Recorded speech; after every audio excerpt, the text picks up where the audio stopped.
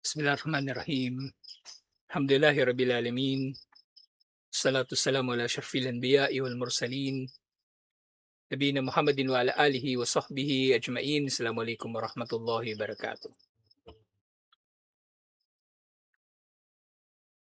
So insyaallah,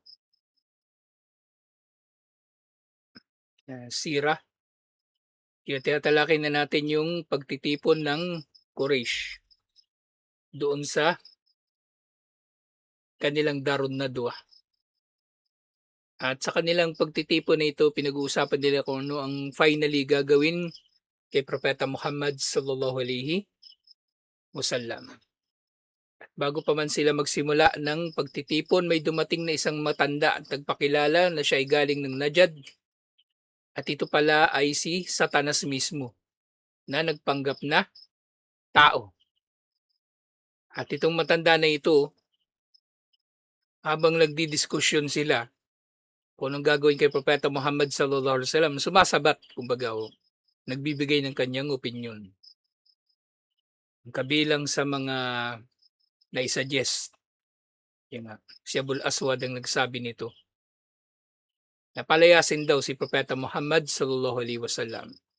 Pero sabi ni Satanas, hindi.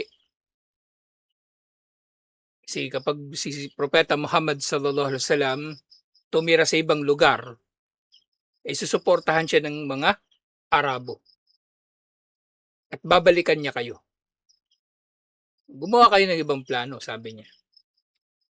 At si Abul Bakhtari naman nagsalita.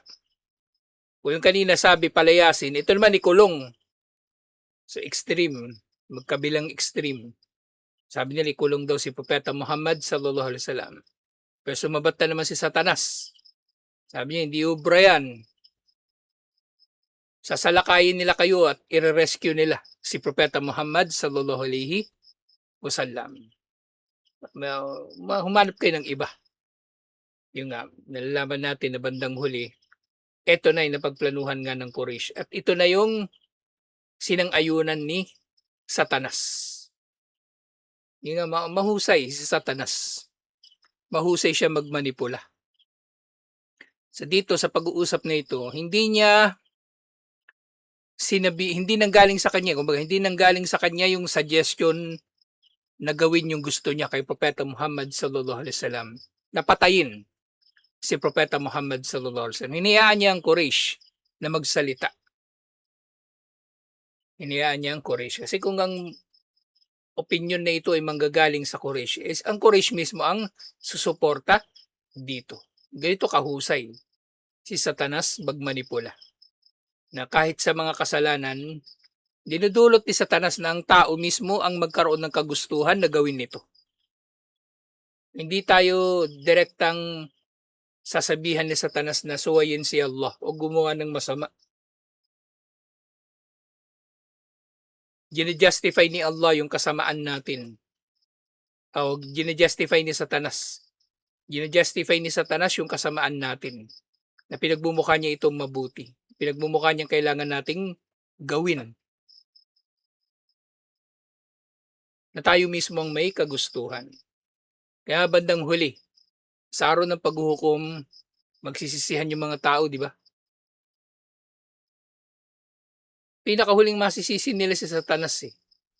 Pero gayon pa man, si Satanas pa rin, kasi nga may kakatwiran palagi sa Satanas. Kayo mismong gumawa ng kasalanan. Hinimok ko lang kayo, pero kayo may gusto. Hinimok ko lang kayo, pero kayo ang may gusto. Hindi ko kayo pinilit na magkasala. So ganito rin dito. Hindi niya pinilit ang Quraysh sa gusto niyang mangyari. Napatayin si Propeta Muhammad sallallahu alaihi wasallam. Basta ang gusto niya lang o yung sinasabi niya lang, hindi siya sang-ayon sa pagpapalayas o pagpapakulong kay Propeta Muhammad sallallahu alaihi wasallam. Wa ba'dan rafada al-barlaman hadainil iktarahin, at ang tinanggihan na nga nung Darun Nadwa ang dalawang suggestion na ito. Kadama alihi iktirahun athibun wafikun alihi jami'u a'daihi. Matapos yung tanggihan yung naunang dalawa na suggestion, meron ng masamang plano, mas pinakamasama na suggestion ang narinig nila at silang ayunan nito ng lahat. Wa taqaddama bihi kabiru mujrimi Makkah, Abu Jahal bin Hisham. At ang nakaisip ng napakasamang suggestion na ito ay walang iba kundi ang pinakamalaking kriminal sa Makkah, si Abu Jahal bin Hisham. Qala Abu Jahal, at sinabi nga ni Abu Jahal, Wallahi, inna li fihi ra'yan ma arakum waka'tum alayhi ba'd. Sumpa kay Allah, meron akong naiisip. Meron akong pananaw na hindi pa ninyo naiisip. Di ba? Kahit sa pananalita, mayabang to si Abu Jahal eh. Meron akong naisip na hindi pa ninyo naiisip. Yan parang gusto sabihin. Lahat kayo bobo, ako lang matalino rito. Etong naisip ko na hindi nyo pa naiisip. Nagtanong naman yung Quraysh. Wama huwa ya Abul Hakam? Ano naman yun, Abul Hakam? Sabi niya. Ara, annakuda min kulli kabilatin fata, syaban, jalidan, nasiban, wasitan fina. Sabi niya. Tipunin natin mula sa bawat angkan ng Quraysh ang isang bata, lalaki na bata, malakas, maraming mga koneksyon, maimpluwensya. Kumbaga yung pinakamakapangyarihan sa kanila. Bata na galing sa pinakamakapangyarihang pamilya. Bata na galing sa pinakamakapangyarihang pamilya. Bawa ngayon, di ba? Babuhay ngayon dito si Abu Jahal Pilipino. Oo. Kukonektahin niya yung pinakamakapangyarihan ng mga bata. O mga bata mula sa pinakamakapangyarihan ng mga angkan. Tawagan niya yan. Ortega, Singson, Marcos, kung sino-sino pa. Tumanu'ti kulla fata minhum sayfan sariman. At ang bawat isa sa mga batang ito ay bibigyan natin ng matalas na espada. Tumma ya'midu ilayhi, at silang lahat ay sasadyain na pumunta kay Propeta Muhammad sallallahu alaihi wasallam. Sabay-sabay, sama-sama. Fayadribuhu biha darbatan rajulun wahidin. At tatagain nila siya, si Propeta Muhammad sallallahu alaihi wasallam, waliyadu billah, nang sabay-sabay na parabang ito ay pagtaga ng isang tao lamang. Fayaktuluhu, na dahil dito mapapatay nila siya. Fanastarihu minhu, at kapag nangyari yon, makakapagpahinga na tayo sa kanya. Fa innahum idha fa'alu dhalika tafarraqa damahu ilal kabaili jami'an. At kapag nagawa na nila ito, hindi nga na napatay si Propeta Muhammad sallallahu alaihi wasallam, dahil marami sila, bagawa, mahati-hati yung pananagutan sa iba't ibang mga angkan. So, kahit sabihin pa natin makapangyarihan din ng Banu Hashim, o marami rin sila. Marami silang sundalo, kumbaga. Sa sobrang dami ng kalaban na pumatay, hindi nila yun mapapanagot basta-basta. Falam yakdir Banu Abdi Manaf ala harbi kaumihim jami'an. Hindi makakayanan, hindi magagawa ng angkan ni Abdu Manaf. Ang tinukoy nila yung angkan ni Abdu Manaf, hindi lang yung Banu Hashim. Kasi pwedeng merong biglang babaligtad sa kanila kakampi kay Propeta Muhammad sallallahu alaihi wasallam dahil si Propeta Muhammad sallallahu alaihi wasallam ay inapi. At likas sa tao yan, nasasaklolo sa inaapi. Merong mga tao, sasaklolo talaga sila sa inaapi. So inaasahan nila yung posibilidad. Nasasaklolohan nila yung kamag-anak nila. Hindi sila Muslim, oo. Pero dahil inaapi si Propeta Muhammad sallallahu alaihi wasallam, sasaklolohan nila si Propeta Muhammad sallallahu alaihi wasallam. At natural yun sa tao Kahit gaano kasama, makakaisip siya na saklolohan yung tao na inaapi o nasa panganib. Kahit gaano kasama. Kaya hindi normal yung tao nagpapakilalang mananampalataya tapos nagbibingi-bingihan lang, nagbubulag-bulagan sa kawalang katarungan na nangyayari sa harap niya. May kakayanan man siya o wala siyang kakayanan na tulungan yung inaapi, hindi naman yun dapat mangangahulugan na mag-neutral-neutralan siya. Dapat malinaw sa kanyang tama at mali. Kung may kakayanan siya, di gawin niya yung dapat niyang gawin, pigilan ng pang-aapi. Kung wala siyang kakayanan, di lumayo siya dun sa nang-aapi na wala siyang kinalaman dito, na hindi siya magiging instrumento ng pang-aapi. So, ito yung dahilan kung bakit Banu Abdul Manaf ang binanggit at hindi Banu Hashim lang. So, pwedeng tutulungan siya ng iba pa niyang mga kamag-anak. Faradu minna al-aqlu faqalnahu lahum. So, dahil sa sobrang dami na makakalaban ng Banu Abdul Manaf, sa dami ng pumatay kay Propeta Muhammad sallallahu alaihi wasallam, wala nang pagpipilian ng Banu Abdul Manaf at ang Banu Hashim liban na lamang natanggapin ang diya, ang blood money mula sa Quraysh. At babayaran naman nila ito sa kanila. Kayang-kaya nilang bayaran. Yung ang blood money, di ba? Halaga ng 100 kamelyo. Napakadali na lang yun. Barya lang yun para sa kanila. Lalong-lalo na kung sila ay mag-aambagan. Sumabat na naman si Satanas. Ito na nga.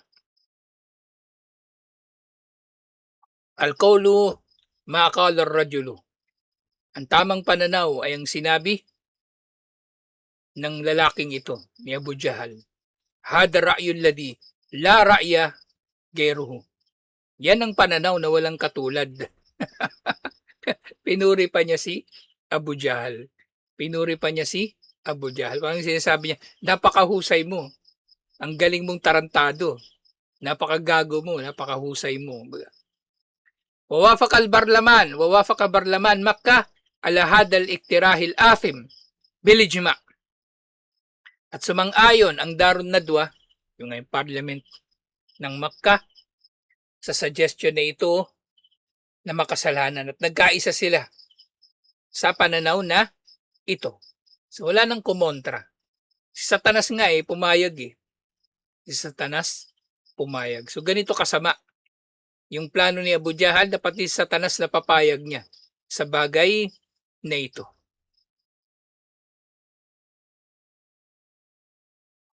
Waraja an-nawabu ila buyutihim wa qad sammamu ala tanfidi hada al-qirar fawran. At nag-uwian na yung mga representative sa kanilang mga tahanan na meron silang paninindigan na agad-agad ipatupad na ang kanilang desisyon. Excited sila na ipatupad ang kanilang desisyon. So sa lahat ng nangyari na ito, habang nangyari yon yung pag-uusap-usap na ng Quraysh. So, syempre nauna nang nagsimula ang hijrah ng mga Muslim. Syempre pinakamahalaga sa mga hijrah na ito, ang hijrah mismo ni Propeta Muhammad sallallahu alaihi wasallam. Min tabi'ati mitli hadal ijtima as-sari'ah o as-sirriyah lilgaya wa alla yabdu ala sathi ad-dahir ay harakatin tukhalifu al-yawmiyat.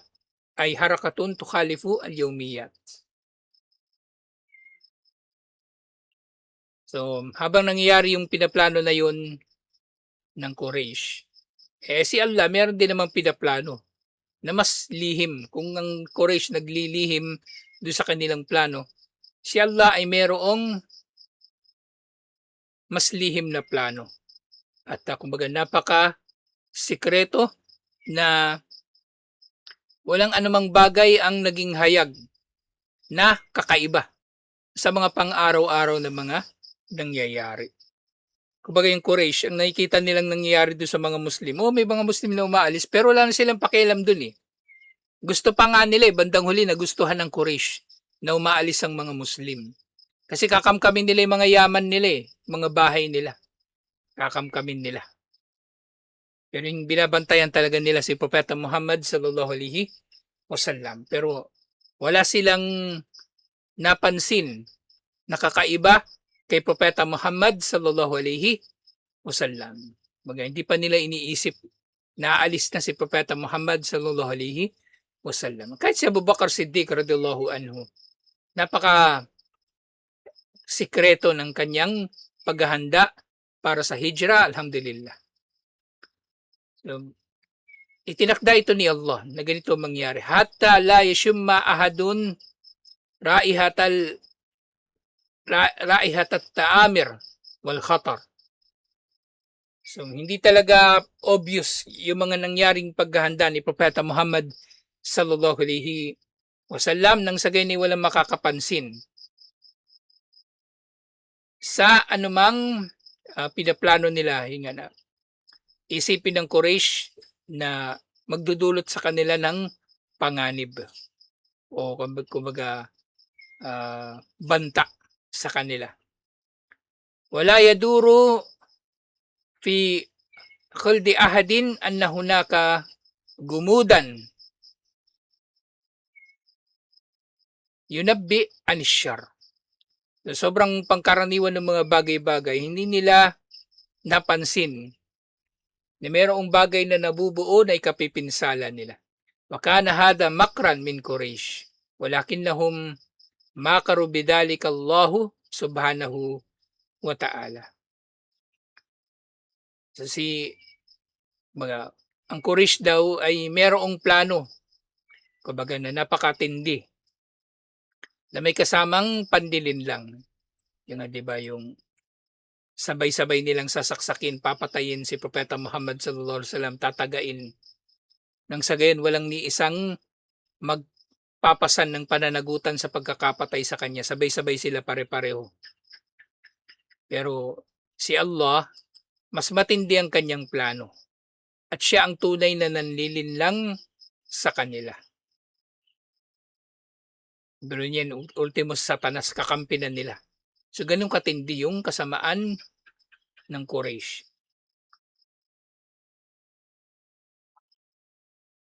Fakayyabahum min haytu la yash'urun. At si Allah ay nanlinlang sa kanila sa kaparaanan na hindi nila nararamdaman. Ganito talaga si Allah. Minsan yung tao akala niya maluloko niya si Allah eh. Akala ng tao maluloko niya si Allah. Diba? Ganyan din yung mga munafik eh. Ganyan din yung mga munafik lalo na. Inaakala nila nililinlang nila si Allah, naluloko nila si Allah, pero hindi. Alam na ni Allah ang lahat. At si Allah bandang huli ang tunay na nanlilinlang sa kanila. Siyempre sila rin ang nanlilinlang muna sa kanilang mga sarili. Yan din wa anna Allah qad adina lahu fil khuruj. At yung sa lahat ng mga sikreto na ito na plano ni Allah, yung pagpapahintulot na niya finally kay Propeta Muhammad sallallahu alaihi wasallam na maghijra. So walang napansin ng Quraysh na kakaiba. Pero yun pala, pinahintulutan na ni Allah si Propeta Muhammad sallallahu alaihi wasallam na maghijra, wa haddada lahu waqt al-hijra. At tinukoy na ni Allah kung kailan ang oras ng kanyang hijra. Wa bayyana lahu qattat ar-raddi ala Quraysh. At tilinaw na ni Allah sa kanya kung ano magiging plano laban dun sa plano ng Quraysh. At yung dumating sa kanya yung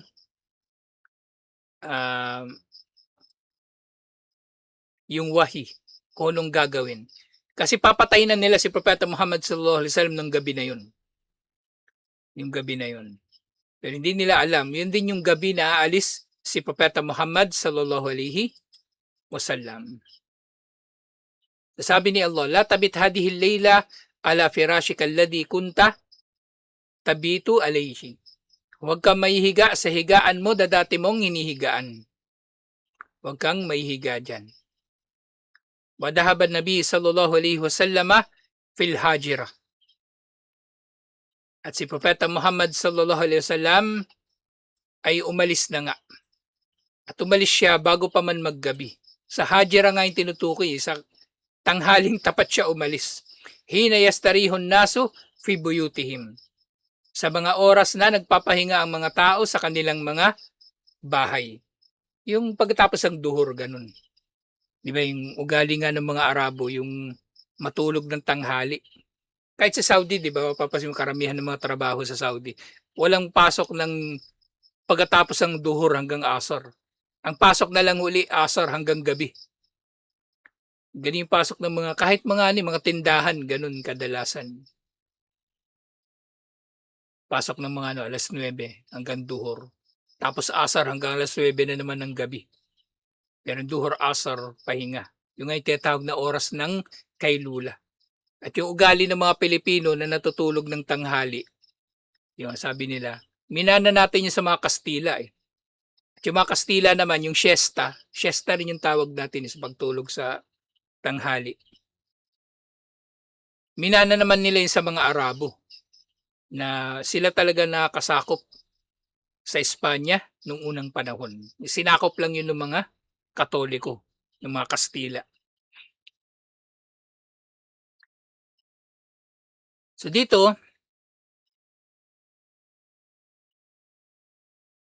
nagsimula na si Propeta Muhammad sallallahu alaihi wasallam na maghijra. Pero una niyang pinuntahan si Abu Bakar Siddiq radhiyallahu anhu. Dahaban Nabi sallallahu alaihi wasallam fil hajirati hina yastarihun nasu fi buyutihim ila Abi Bakar radhiyallahu anhu liyabram ma'ahu marahil al-hijrah. Nagpunta siya kay Abu Bakar Siddiq radhiyallahu anhu nang sa gayon ay kumbaga gawa na nila yung mga huling gagawin nila bago sila mag-hijrah. Qalat Aisha radhiyallahu anha, sinabi ni Aisha, bainama nahnu julusun fi bayti Abi Bakar fi nahrid lahira. Nung sila daw ay nando sa bahay ni Abu Bakar Siddiq radhiyallahu anhu sa tanghaling tapat. Qala qailan li Abi Bakar. Sinabi ni Propeta Muhammad sallallahu alaihi wasallam kay Abu Bakar, ay hindi, may iba pa silang kasama pala. So, tinawag niya si Abu Bakar. Sabi nung nagsalita, hindi na binanggit ni Aisha kung sino yun. Sabi niya, hada Rasulullah sallallahu alaihi wasallam mutakannian. Parating na si Propeta Muhammad sallallahu alaihi wasallam na mutakanni. Yung nakabalot yung mukha niya, yung kanyang ulo, tsaka yung mukha niya nababalutan ng, di ba yung turban, yung shimag, pwede na may balot sa mukha yun. Yan nga, nakilala pa rin nila si Propeta Muhammad sallallahu alaihi wasallam kahit nakabalot yung kanyang mukha. Fi sa'atin lan yakun ya'tina fiha. So dumating sa kanila biglaan si Propeta Muhammad sallallahu alaihi wasallam sa oras na hindi naman siya pumupunta sa kanila sa ganung oras. So kakaiba talaga din yung mga nangyari.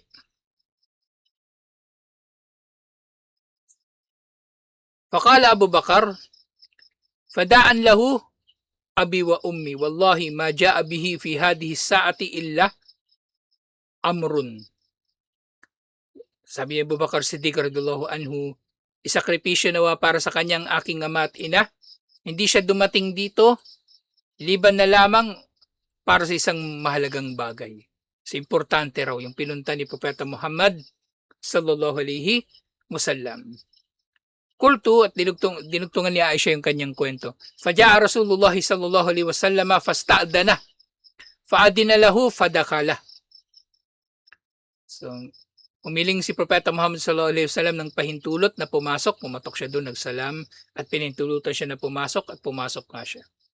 Faqala Nabiyyu sallallahu alaihi wasallam li Abi Bakar, ukhruj man indak o akhrij man indaka. Sabi ni Propeta Muhammad sallallahu alaihi wasallam, palabasin mo ang sino mang kasama mo diyan. Kumbaga, gusto niya na makausap si Abu Bakar Siddiq radhiyallahu anhu ng sarilinan. Faqala Abu Bakar, sabi ni Abu Bakar, innama hum ahluk bi abi anta ya Rasulullah. Sabi nila, wala namang ibang tao dito. Sila ay pamilya mo rin. Kumbaga yung pamilya ni Abu Bakar, pamilya rin ni Propeta Muhammad sallallahu alaihi wasallam. Sabi ni Abu Bakar. Sabi ni Propeta Muhammad sallallahu alaihi wasallam, "Fa'anni qad udina li fil khuruj." Sabi niya, pinahintulutan na para sa akin ang umalis. At sabi ni Abu Bakar Siddiq radhiyallahu anhu, "As-suhbatu bi abi anta ya Rasulullah." So, sabi ni Abu Bakar, isakripisyo na ang aking ama para sa iyo, sugo ni Allah.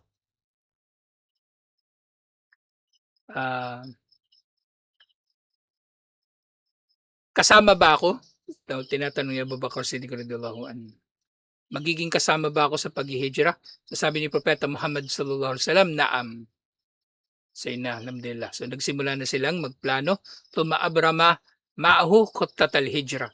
At pinano na nila ang plano ng hijra. Waraja'a ila baytihi yantadiru maji al-layl. At bumalik si Propeta Muhammad sallallahu alaihi wasallam at hinintay niya ang gabi.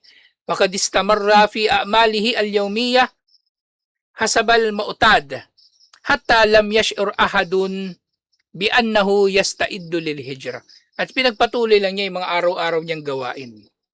Hanggang sa walang maghihinala na maaring naghahanda na siya para sa hijra. Siguro nagwalis-walis pa.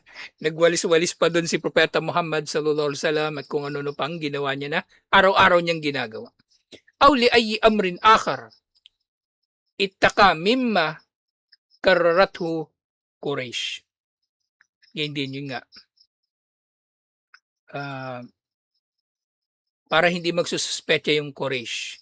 At yun nga, maiwasan niya sa pamagitan nito ang masamang pinaplano ng Quraysh. Yung nga, napakatindi nung paghahanda ni Propeta Muhammad sallallahu alaihi wasallam sa hijra. Pati yung hijra mismo, yung paglalakbay niya patungong hijra. Yun nga, nung umalis na sila ni Abu Bakar Siddiq radhiyallahu anhu. Kaya planado talaga ni Allah eh. Planado ni Allah, inshallah. Baon na rin yan sa pag-alis nila sa hijra, patungong hijra. Nung unang panahon kasi may mga highway na eh, may mga kalsada na kumbaga. Kalsada. Yung kalsada mula Makkah patungong Madina, ang direksyon mo panorte, diretso. May kalsada doon, panorte. Pero si Propeta Muhammad sallallahu alaihi wasallam at si Abu Bakar Siddiq radhiyallahu anhu, pumunta sila patimog, south, papuntang south sila. Na nandun ang yung bundok ng Thur, nandoon sa south, wala sa norte. Kasi inaasahan ng Quraysh, kung papunta si Propeta Muhammad sallallahu alaihi wasallam ng Madina, doon siya dadaan sa kung saan dumadaan yung mga tao, yung mga caravan lalo na. Pero hindi doon dumaan si Propeta Muhammad sallallahu alaihi wasallam. Tanggaling nga eh, yung papunta siya doon, iniwasan niya talaga yung dinadaanan ng caravan. Kung daanan ng caravan, pag ganun, siya pag ganun, iniekis niya yung daanan. Para hindi siya dadaan doon sa mismong dinadaanan ng caravan na madalas din daanan ng mga tao. Napakatindi ng plano ni Allah. Alhamdulillah. Napakatindi. Sige, matindi rin yung plano ng Quraysh. Pero, mas matindi ang plano ni Allah. Alhamdulillah. Yung nga. Yung nga sabi ni Allah doon sa Quran, di ba? Wayam kuruna, wayam kurullah. Wallahu khairul makirin. So yung mga tao raw ay nagpaplano, pero nagplano rin si Allah. At si Allah ang pinakamainam na tagapagplano. Alhamdulillah. So tutuloy natin ito inshallah. Yung nga matatalakay na natin yung pinaplano nilang pagpatay na kay Propeta Muhammad sallallahu alaihi wasallam. At nakapili sila ng 11 na tao. Ang maakabir mujrimi Quraysh. Fakadaw naharahum fil i'dadi sirran litanfidi al-khuttatil marsuma allati abrabaha Barlaman, Makkah, Darun Nadwa, Sabahan. Kung si Propeta Muhammad sallallahu alaihi wasallam tinuloy lang niya yung pang-araw-araw niyang gawain, yung Quraysh naman sekreto na naghahanda para sa kanilang plinano nung umaga. Waktuyira lidalika ahada asyara raisan min haula ila kabir. At labing isa mula sa mga pinuno ng Quraysh ang pinili nila. Ito na, si Abu Jahal bin Hisham, Al-Hakam bin Abil As, Uqba bin Abi Mu'ayt, ito na yung sumakal kay Propeta Muhammad sallallahu alaihi wasallam.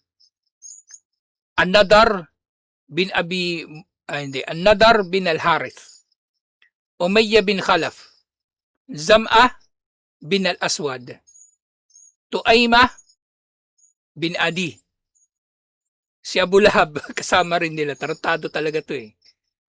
Ubay bin Khalaf, Nubay bin Al-Hajjaj, at si Munabbi bin Al-Hajjaj.